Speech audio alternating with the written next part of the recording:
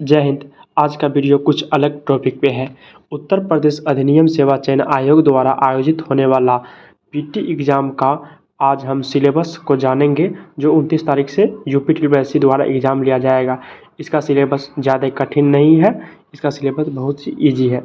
तो देखना ध्यान से दोस्तों, जो यूपी ट्रिपल की तैयारी कर रहे हैं, सिलेबस को आप अच्छा से पढ़ें ताकि आपकी एग्ज़ाम अच्छी जाए। तो चलो मैं चालू करता हूँ सिलेबस।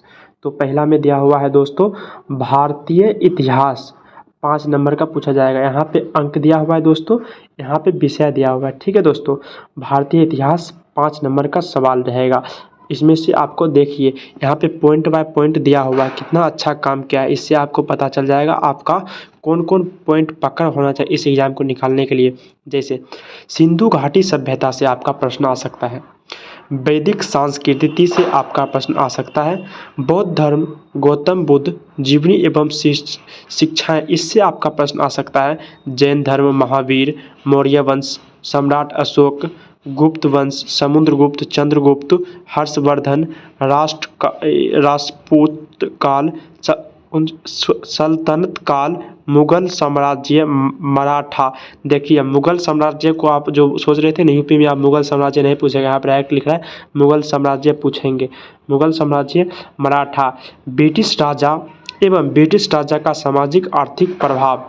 ये इतना पॉइंट से आपको हिस्ट्री में 5 नंबर का सवाल पूछा जाएगा। समझे दोस्तों, इतना पॉइंट से आपको 5 नंबर का सवाल पूछा जाएगा। अब इसमें से आपका 5 नंबर कहीं से वो पूछ सकता है, इतना जो दिया हुआ है इसमें से आपका वो कहीं से एग्ज़ाम में प्रश्न पूछा जा सकता है, उस पूछने का उसका हक है।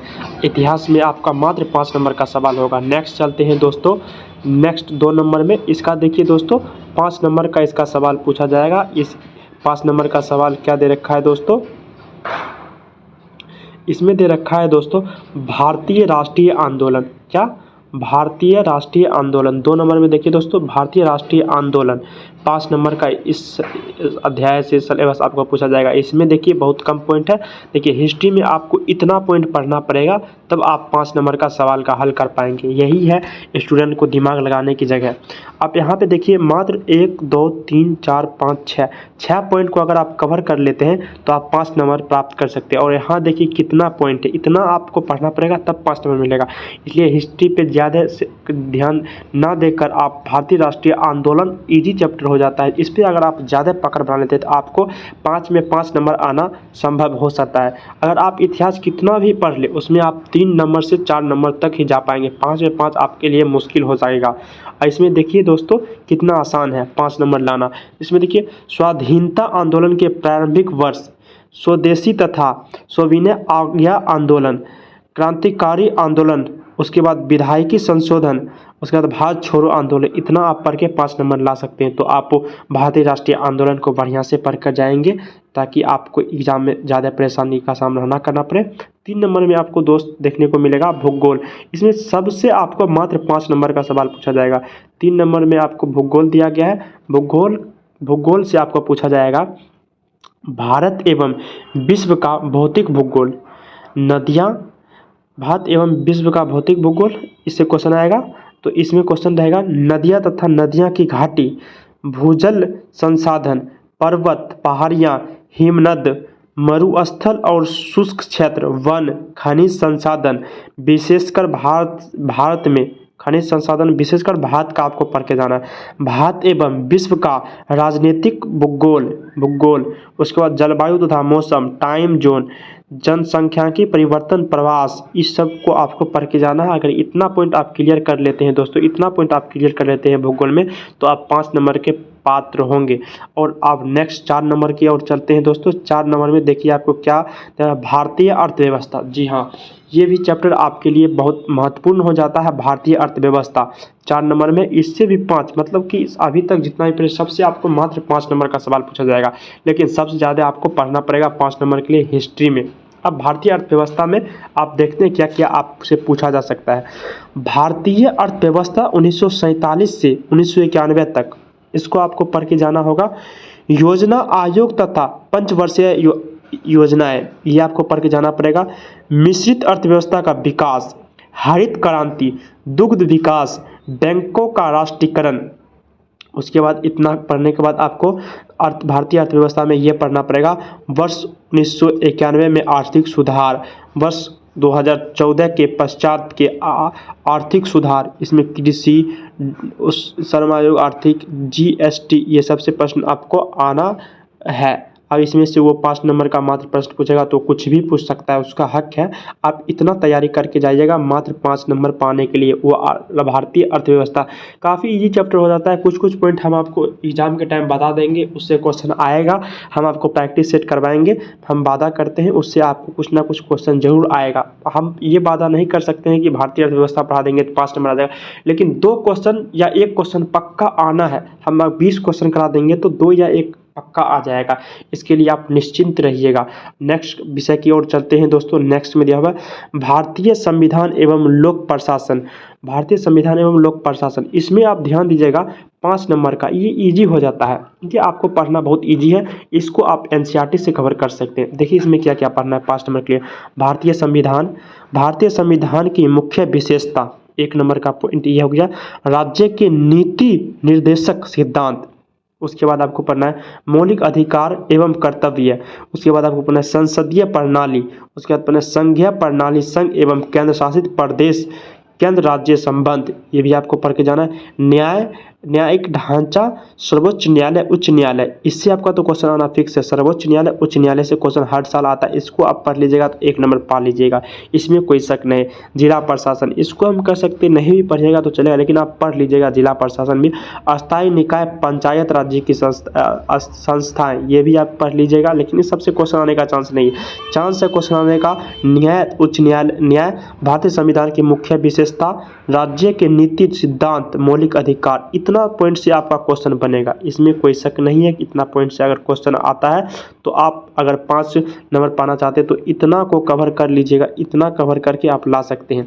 अब नेक्स्ट सिलेबस की ओर चलते हैं। सामान्य विज्ञान, जिसको जनरल साइंस हिंदी में कहा जाता, इंग्लिश में कहा जाता है, इससे आप देख सकते हैं दोस्तों, इससे भी मात्र 5 नंबर का सवाल आपको एग्जाम में देखने को मिलेगा। 6 नंबर का हो गया सामान्य विज्ञान, भौतिकी विज्ञान, उसके बाद रसायन विज्ञान, उसके बाद जीव विज्ञान, ये तीनों महत्वपूर्ण भी हो जाता है। लेकिन 5 नंबर का सवाल आप पूरा पढ़िएगा तो इसमें आपका तो कितना नंबर मिलेगा, 5 नंबर। इसमें आपको क्या पढ़ना है ये नहीं दिया गया। देखिए कितना होशियारी क्या है, बोर्ड ने क्या पढ़ना है वो आपको नहीं दिया। सिर्फ विज्ञान, रसायन विज्ञान और जीव विज्ञान, ये तीनों पढ़ के आप मात्र 5 नंबर का एग्जाम दीजिएगा। इसमें क्या पढ़ना है ये नहीं दिया गया, लेकिन हम बताते हैं आपको यूनिट एवं डायमेंशन, मतलब भौतिकी में मात्राएं सिर्फ पढ़ लीजिएगा, 1 नंबर आप पा लीजिएगा। सिर्फ भौतिकी में मात्राएं, मतलब सदिश राशि जो होता है, अदिश राशि जो होता है, न्यूटन, मीटर, स्क्वायर, ये सब जो मतलब कि मात्रक होता है कि इसका मतलब क्या होता है, प्रतिरोध का ऐसा मात्रक क्या होता है, ये सब अगर आप पढ़ लेते हैं तो 1 नंबर आपको मिलना फिक्स है फिजिक्स में। उसके बाद केमिस्ट्री, जी हाँ, केमिस्ट्री में आपको धातु और धातु को पहचानना सीखना होगा। धातु और धातु से क्वेश्चन हर साल आता है, इसमें कोई शक नहीं। आप अगर 20 या 30 गो धातु और धातु के बारे में पढ़ लेते तो आप 1 नंबर केमिस्ट्री में फिक्स आप पा लीजिएगा, इसमें कोई शक नहीं। जीव विज्ञान, जीव विज्ञान में तो हम लिख के अभी दे देते हैं, इसमें परागकण, परागकोश, इससे एक क्वेश्चन आएगा और 5 नंबर का है ना दोस्तों। एक वो मात्र ये देगा फिजिक्स से क्वेश्चन, ठीक है, ये वो देगा केमिस्ट्री से क्वेश्चन। केमिस्ट्री से क्या देगा, धातु और धातु, फिजिक्स से क्या देगा, यूनिट एंड डायमेंशन, क्या बोलते हैं उसको, जैसे कि प्रतिरोध का मात्रक हो गया, धारा का मात्रक क्या, वो एक क्वेश्चन दे सकता है। और 3 क्वेश्चन ही फिक्स है, जीव विज्ञान से उठाएगा। किसी भी एग्जाम में महत्वपूर्ण हो जाता है जीव विज्ञान का क्वेश्चन, इसमें से आपको दे देगा, एक क्वेश्चन दे देगा कि बताइए इसमें से परागकण किसका अच्छा होता है, परागकोश, परागकण जो फूलों में होता है, ये सबसे आपको जीव विज्ञान में क्वेश्चन बनेगा। आप जीव विज्ञान में ब्लड के बारे में कुछ पढ़ लीजिएगा और कुछ बीमारियां जो किस विटामिन की कमी से होते हैं उस अगर सिर्फ इतना पढ़ लीजिएगा, विज्ञान में किस बीमारी का कारण क्या है और उसका किसकी कमी से कौन बीमारी होता है, तो आपको 1 नंबर फिक्स है। तो आपको ध्यान देना है, हम एक सेट लाएंगे, इसमें आपको विज्ञान का, सामान्य विज्ञान का आपको 5 क्वेश्चन का 10 क्वेश्चन करा देंगे, उसमें से 1 आ जाएगा। मतलब कि इसमें से आपको तीनों विषय में मिला के आपको हम पूरा के पूरा कितना करा देंगे, 20 क्वेश्चन सब में से करा देंगे, 20 या 60 हो गया, 60 क्वेश्चन आप पढ़ लीजिएगा, उसमें से आप 3 क्वेश्चन ले आएगा। हम ये गारंटी नहीं देते थे हम 5 क्वेश्चन हमारा टकरा जाएगा, लेकिन हम 3 क्वेश्चन टकरा देंगे, हम कन्फर्म में 3 क्वेश्चन उससे आएगा। हम 60 क्वेश्चन आपको तीनों मिला के करा देंगे, उससे 3 क्वेश्चन आना कन्फर्म है। उसके बाद आप देख सकते हैं प्रारंभिक अंकगणित, इसके बारे में हम नहीं कर सकते हैं, इसमें आपको क्या आएगा ये हम नहीं कह सकते। गणित ही एक ऐसा सब्जेक्ट है जिसमें वो कुछ भी पूछ सकता है, वो बनाने के लिए दे सकता है, निकालने के लिए दे सकता है, सूत्र दे सकता है, कुछ भी दे सकता है। गणित एक ऐसा विषय है जिसमें कहना वो संभव होगा, लेकिन घातांक एवं घात ये आता है एग्जाम, इस पे आप वर्गमूल वर्ग ये पढ़ लीजिएगा, प्रतिशत एक, अगर आप 1 नंबर चाहते हैं 5 नंबर में लाना तो प्रतिशत फिक्स पढ़ लीजिएगा, प्रतिशत, वर्गमूल, घनमूल, औसत, ये 3 को पढ़ के आप 2 नंबर ला सकते हैं। 5 का 5 लाने के लिए हम ये नहीं कह रहे हैं कि हम बता देंगे 5 पास जाएगा। गणित हम नहीं पढ़ा सकते हैं, हमको आता है, ऐसा नहीं कि नहीं आता है, लेकिन पढ़ाने में थोड़ा सा मतलब हम उतना अनुभव नहीं फील कर सकते कौन क्वेश्चन आएगा नहीं आएगा, तो हम फालतू का आपका समय क्यों बर्बाद करें, इसीलिए हम इसमें नहीं पढ़ाएंगे। आप खुद से ये सब जो हम बताएं वर्गमूल, प्रतिशत, इस सब पे आप पकड़ बना लीजिएगा तो आप 2 नंबर 3 नंबर ला सकते हैं। 5 नंबर तो मुश्किल है लाना, 5 नंबर जो इंटेलिजेंट स्कॉलर विद्वान होगा ना वो लाएगा मुश्किल से। 5 नंबर किसी भी एग्जाम में जितना सवाल पूछा जाता है किसी से नहीं बनता है। अगर 100 पूछा जाता है तो 100 अगर सवाल पूछा जाता है तो 80 बनता है या 90 बनता है, 100 में 100 नहीं बनता है, हाईएस्ट 95 बनता है, 5 छूट ही जाता है। अगर 150 पूछा जाता है तो 140 बनता है, उससे ज़्यादा 145, उससे ज़्यादा कोई नहीं बना सकता, कितनों विद्वान काहे नहीं रहे। उसके बाद आपको नेक्स्ट सिलेबस देखना हिंदी। जी हाँ, आप हिंदी कुछ पढ़िएगा तो 5 में 5 पा सकते हैं, इसमें हम गारंटी देंगे कौन कौन क्वेश्चन आएगा वही आएगा। हिंदी में थोड़ा सा कन्फर्म हो जाते हैं क्या क्वेश्चन आएगा। विलोम शब्द 1 नंबर, 5 नंबर का आएगा सवाल। 8वां में देख सामान्य हिंदी, विलोम शब्द 1 नंबर आपको मिल गया। पर्यायवाची शब्द के बारे में हम नहीं कर सकते आएगा कि नहीं आएगा। मुहावरे 1 नंबर, मुहावरे से आप ले लीजिएगा। लेखक और रचना 1 नंबर, 3 नंबर का हम कन्फर्म कर दे, 3 नंबर इससे आएगा। लेखक और रचनाएं आपको पढ़ना है, विलोम शब्द आपको पढ़ना है, और उसके बाद मुहावरे आपको पढ़ना है। कभी कभी ये संधि पूछ देता है, वैसे इस एग्जाम में पूछना असंभव ही मानिए। पर्यायवाची शब्द पूछ सकता है, लेकिन हम 5 में 3 नंबर का गारंटी देते हैं, जो बताएंगे वही आएगा। इसके लिए हम आपको करा देंगे कम से कम 100 क्वेश्चन इसके लिए करा देंगे, जिसमें 3 क्वेश्चन आ जाएगा। आप बोलेगा 100 क्वेश्चन करके, देखिए दोस्तों 100 क्वेश्चन इसलिए कराएंगे, विलोम शब्द कितनों पढ़ लीजिए तो कुछ कुछ छूट जाता है, विलोम शब्द का कमी नहीं, इसलिए 100 क्वेश्चन हिंदी में लेकर चलना है। और उसके बाद हो गया लेखक ही सिर्फ 20 या 25 ऐसे जो आपको याद रखना है, लेखक और रचना है, इसलिए आपको मात्र 100 क्वेश्चन कम से कम इस 5 नंबर पाने के लिए हिंदी में पढ़ना पड़ेगा। ठीक है दोस्तों, और आगे चलते तर्क शक्ति मतलब कि रीजनिंग, इसके बारे में हम कह सकते हैं कि 5 नंबर में आप 1 नंबर हमसे पढ़ के ला सकते हैं। 5 में 5 या 3 हम नहीं कहें, इसमें 1 नंबर। उसका एक कारण है, क्या कारण है? उसका कारण है कोडिंग, डिकोडिंग, संख्या, इससे क्वेश्चन आना फिक्स है। ये बहुत आसान चैप्टर है, यूट्यूब पे जाइएगा, मारिएगा कोडिंग, डिकोडिंग, रीजनिंग क्लास का चैप्टर, तुरंत समझ जाइएगा, 2 मिनट में समझ जाएगा और लगभग क्वेश्चन बनाइएगा। इसको आप देख लीजिएगा। कर्म एवं रैंकिंग, इससे भी अक्सर क्वेश्चन एसएससी पूछते हैं, तो इससे भी क्वेश्चन आने का चांस है। अब नेक्स्ट क्वेश्चन की ओर चलते हैं दोस्तों। नेक्स्ट क्वेश्चन में क्या दे रखा है? जी हाँ, सबसे इम्पोर्टेंट चैप्टर समय की करंट अफेयर्स 10 नंबर का पूछेगा दोस्तों, 10 नंबर का करंट अफेयर्स। 11 में देखिए भारतीय एवं वैश्विक करंट अफेयर्स हम आपको पढ़ा देंगे। आप देखिए करंट अफेयर्स का बात जैसे ही एग्जाम में आए तो एग्जाम से 1 साल पहले का आप करंट अफेयर्स का बुक खरीदिए, पूरा पढ़ दीजिए, 10 नंबर पा लीजिए, पूरा पढ़ दीजिए। 1 साल का 10 नंबर आप कीजिए। आप कोई स्टूडेंट कहेगा उतना पढ़ना पड़ेगा सर, देखिए करंट अफेयर्स में आपको ज़्यादा ही पढ़ना पड़ेगा। क्यों? करंट अफेयर हर दिन का होता है। क्या? करंट अफेयर्स हर दिन का होता है, इसीलिए आपको ज़्यादा पढ़ना होगा। लेकिन हम आपको कुछ ट्रिक बता देंगे जिससे आप 5 क्वेश्चन कर लीजिएगा आसानी से। आप मात्र 2 पेज के सवाल से 5 प्रश्न आसानी से कर लीजिएगा। करंट अफेयर्स में 5 प्रश्न कैसे आप हमको बताते हैं। देखिए वर्तमान में चल रहे मुद्दे पढ़ लीजिएगा, जैसे फिलिस्तीन इजराइल का वार, इसका फिलिस्तीन का राष्ट्रपति कौन है, फिलिस्तीन का वार कैसे हुआ, इस सबसे एक क्वेश्चन तो फिक्स से आएगा, तो इसमें कोई शक नहीं। दूसरा क्वेश्चन, धारा 370 हटाने के पक्ष में दूसरा निर्णय कब लिया गया, ये आपका क्वेश्चन आ सकता है, इसमें थोड़ा सा चांस बनता है। और तीसरा क्वेश्चन कि हाल ही में देख लीजिएगा, इससे पहले जैसे कि शिक्षक दिवस मनाया गया, महिला सुरक्षा दिवस, इस सब दिवस के बारे में पूछ सकता है आपका। मच्छर दिवस कब मनाया जाता है, एड्स दिवस कब मनाया जाता है, इस सब का थोड़ा सा चांस रहता है इसमें। इस सब दिवस पढ़ लीजिएगा तो एक क्वेश्चन दिवस और एक क्वेश्चन वार, हाल ही में कुछ हुआ, आंदोलन हुआ उसके बारे में, एक क्वेश्चन देश विदेश से एक दो क्वेश्चन, मतलब कि मैक्सिमम मतलब कि तीन या चार मान सकते हैं दोस्तों। मैक्सिमम 3 या 4 क्वेश्चन का हम रिस्क लेते हैं, इससे आपको करा देंगे तो आ जाएगा 3 या 4, क्या 3 या 4, ठीक है दोस्तों। उसके बाद आप हाँ इस पे आप पकड़ बना लीजिएगा तो एग्जाम में थोड़ा सा आसानी हो जाता है नंबर पाना, क्योंकि करंट अफेयर्स थोड़ा सा इजी हो जाता है। करंट अफेयर्स का कुछ क्वेश्चन फिक्स है कि यही आएगा। उसके बाद आपका सामान्य जागरूकता, जनरल अवेयरनेस, ये थोड़ा महत्वपूर्ण हो जाता है, इसमें पढ़ना भी ज़्यादा पड़ता है, इसीलिए एग्जाम में 10 नंबर का पूछता है सबसे ज़्यादा करंट अफेयर। उसके बाद भी करंट अफेयर्स में लगभग बराबर पूछता है। तो जनरल अवेयरनेस जैसे कि भारत के पड़ोसी देश, जिससे आपको पूछ सकता है भारत के उत्तर में स्थित भारत के पड़ोसी देश कौन है, ऐसे करके आपको क्वेश्चन पूछ सकेगा। देश एवं राजधानी एवं मुद्राएं, देखिए इससे तो हम कह दें ये आपको कम से कम हम 30 क्वेश्चन करा देंगे, उसमें से एक आ जाएगा। जैसे पूछ देगा उज्बेकिस्तान की राजधानी कहाँ है, तजाकिस्तान की मुद्राएं क्या है, पाकिस्तान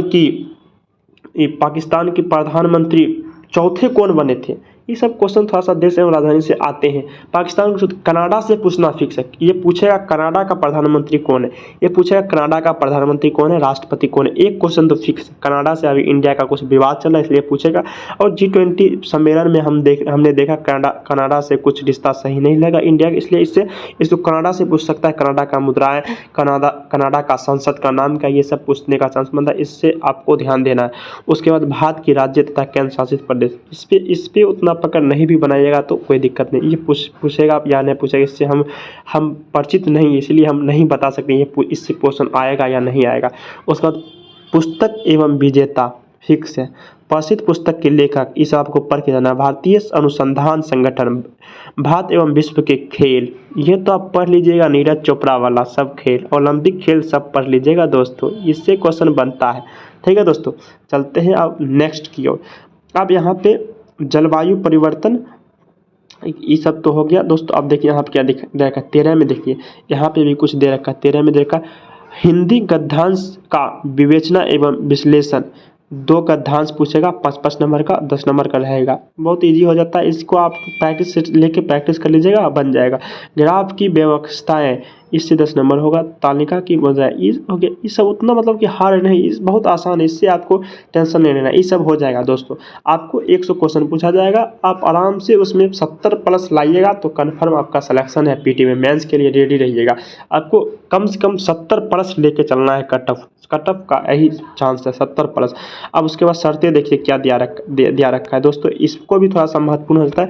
1 से 9 तक का बुक से क्वेश्चन पूछेगा, ये तो फिक्स है, एनसीईआरटी लिखता है, एनसीईआरटी से ही पूछता है, लेकिन एनसीईआरटी कितना बड़ा सिलेबस है, जो पढ़ता है वही स्टूडेंट बता सकता है एनसीईआरटी के बारे में, इसीलिए हाँ दोस्तों इस पे ध्यान दीजिएगा। एक क्वेश्चन गलत कीजिएगा तो 1/4 अंक आपको काट लिया जाएगा, 1/4 अंक आपका एक क्वेश्चन गलत पे कटेगा, तो इस पर थोड़ा ध्यान देना है आपको। और एनसीईआरटी आपको कोई कहेगा बकलोल की सर एनसीईआरटी इतना पढ़ना पड़ेगा, देखो एनसीईआरटी का लिख देता है, इस एनसीईआरटी से हम क्वेश्चन पूछेंगे, लेकिन एनसीईआरटी आपको इतना नहीं पढ़ना पड़ेगा। एनसीईआरटी का जितना आपको बताया उसमें जितना आपको बताया गया यहाँ पे, उसमें आप एनसीईआरटी का मुद्दा खोजिए कौन है, ऐसे करके नीचे आइएगा। आप देखिए हिस्ट्री में आपको मिलेगा मुगल साम्राज्य, ये एनसीईआरटी से पढ़ लीजिएगा। हर्षवर्धन मिल जाएगा, ये सब एनसीईआरटी से पढ़िए, ये सब हिस्ट्री में खासकर एनसीईआरटी पढ़ लीजिएगा, ऐसे क्वेश्चन है। आप कहिएगा भारतीय राष्ट्रीय आंदोलन, ये भी एनसीईआरटी में मिलेगा, आपको ये भी पढ़ लेना है। भूगोल, ये भी एनसीईआरटी में मिलेगा, ये सब पॉइंट को वन मरुस्थल, ये सब एनसीईआरटी में मिलेगा, खोज के पढ़ लीजिएगा। 8, 9, 10 में मिलेगा, बहुत मिलता है। जलवायु मौसम ये सब मिलता है, आप पढ़ लीजिएगा ये सब। उसके बाद देखिए भारतीय अर्थव्यवस्था, इसका भी कुछ मिल जाएगा, ये भी आप पढ़ लीजिएगा। उसके बाद इधर जाइएगा, ये सब आपको एनसीईआरटी से नहीं पढ़ना है, किसी का नोट, जैसे कि खान सर अभी बहुत फेमस चल रहे हैं इंडिया में, तो खान सर हो गया, और जो एसएससी का तैयारी कराते होंगे वो सब सर का नोट पढ़ के इस सब में आप अच्छा स्कोर कर सकते हैं, ये सब सब्जेक्ट में अच्छा स्कोर कर सकते हैं। उसके बाद इस सब के लिए अब बोलिएगा हिंदी के लिए एनसीईआरटी पढ़े, हिंदी के लिए एनसीईआरटी ने देख रहा है यहाँ पे सिर्फ ग्रामर दिया है बकलोल, तो हिंदी के लिए आप सिर्फ ग्रामर को ही अच्छा से कवर कर ले। ग्रामर अच्छा से कवर करने के बाद आपको पूरा कंफर्म हो जाइए कि आपको हिंदी में 5 नंबर में 3 नंबर फिक्स है।